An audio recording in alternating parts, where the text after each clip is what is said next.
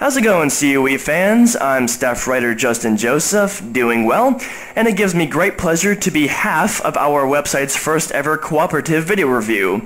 My partner happens to be none other than the guy who I worked with to also piece together Project COE's first two-man podcast, and he's responsible for the written review of what we're about to cover. Go ahead, buddy. Hey everyone, this is Ahmad Mosly, and I hope you enjoy our special video review. And experimental at that. And as you could guess by now just by the title of this video and our description, we're going to do something we should have done a long time ago and briefly discuss our findings on Mario Kart Wii that led Ahmad to render his final score the way he did. So therefore, so as to not waste any time, let's get right into this, shall we? So we'll start off with probably the simplest aspect of the game. How about those graphics? Ahmad? Well, graphically, initially you'll notice that it looks like a GameCube game, but however, upon closer look, you'll notice that the courses are amazing. They look amazing. There's a lot of life in the courses, a lot of color, a lot of flair. Also the bloom lighting and the particle effects and explosion effects, they're well implemented. They're nicely done on the game.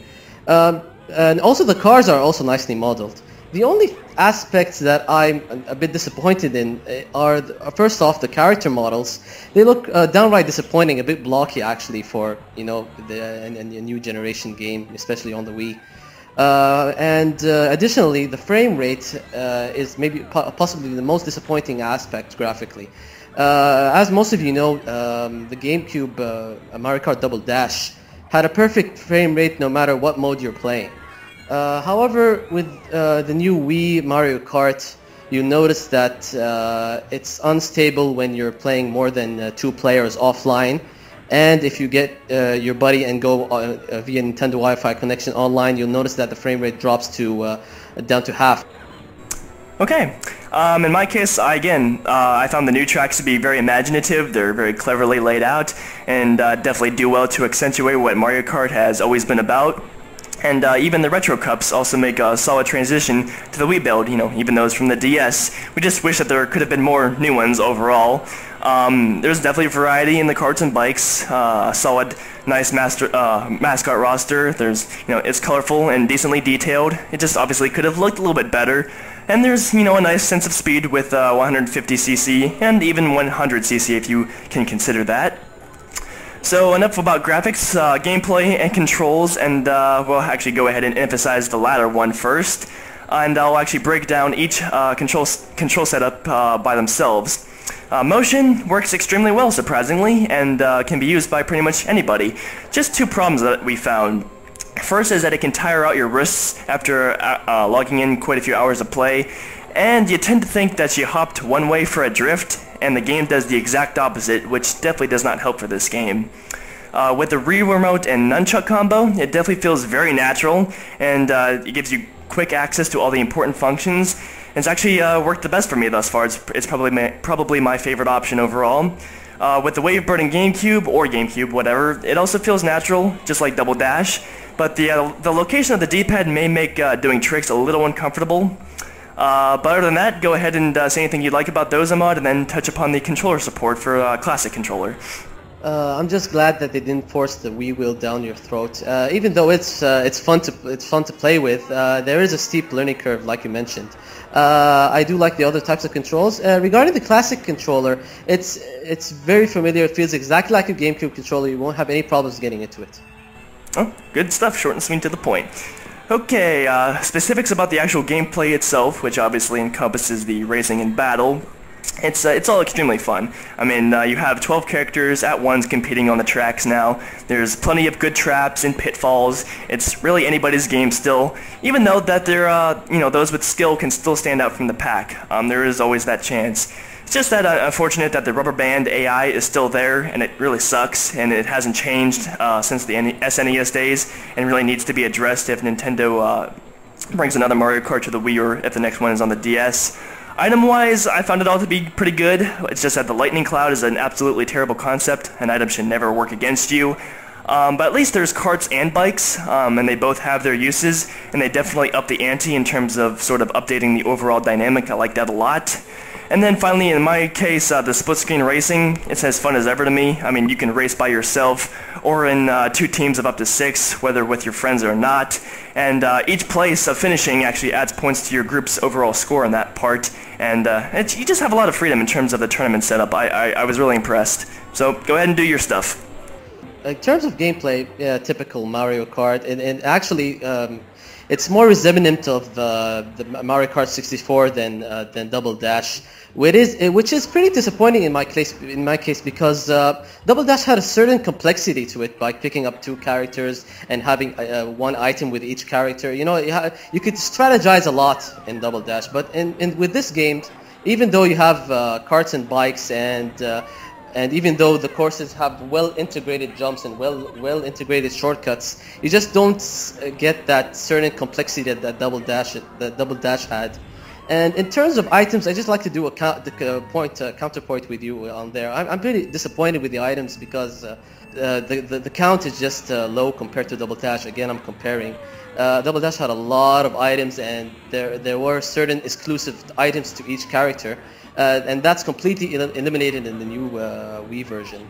With split screen battle, again, I am a bit disappointed because the modes just don't work well offline, and you don't have a lot of customization options. You're limited to a certain time. I think 3 minutes to just finish the battle. And it just doesn't work well offline overall. In terms of racing, it's awesome as ever. You just feel that the courses are a bit bigger because, without the AI especially, because it does feel a bit lonely if you're only playing with your friends. But nonetheless, it is fun. Okay, great. So now we can move on to the online portion of it, and we have several tidbits here to mention. The first of which is very awesome, the fact that it's lag-free. I haven't had any hiccups with my connection to it as of yet. It also supports 12 racers simultaneously, even 2 people on one console, which is awesome for the Nintendo Wii. And you can use your Miis, not only as your characters, but the outlying spectators, on the tracks and everything. And of course, it supports the modes for racing and battle. We just wish that there was team and individual, obviously. It's nice to have help, but obviously it's more rewarding to be by yourself sometimes. But still, the matchmaking is relatively quick with the worldwide and regional aspects of it. You can access all the tracks that you've unlocked as part of the voting process. And even the Mario Kart channel makes it very easy to connect with friends and participate in tournaments and even track the rankings worldwide and stuff like that. So really good stuff overall. Yep. I could say that it's Nintendo's best online offering. I'd just like to add upon your points there.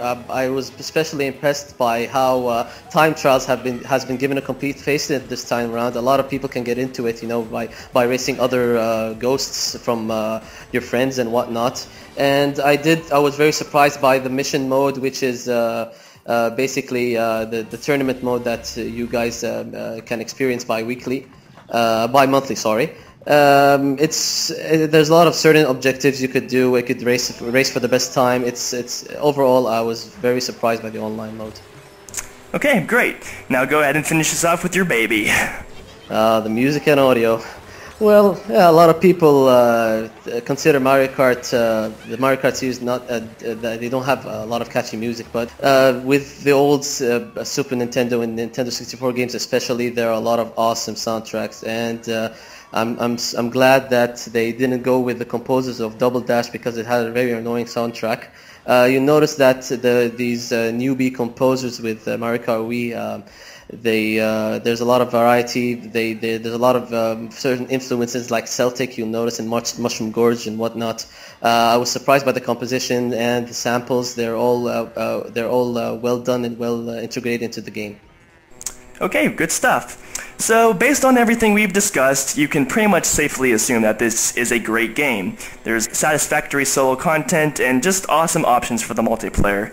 So score-wise, we realize that Ahmad's written review currently reflects an 8.4 out of 10 on our website, which is a bronze medal, but because of revelations over the past couple of months, we've actually decided to do another Project COE first, and actually change our overall score to an 8.6 out of 10, which bumps up Mario Kart Wii to a silver medal instead. Well, it's been great to do this. Hopefully there's more in store for us in the future, but for now, enjoy our hard work in piecing this together, and stick with us for future upcoming reviews. reviews. I'm Justin Joseph, Stuff Writer, and it's been good. And this is Ahmad Mosly, and we'll catch you guys later.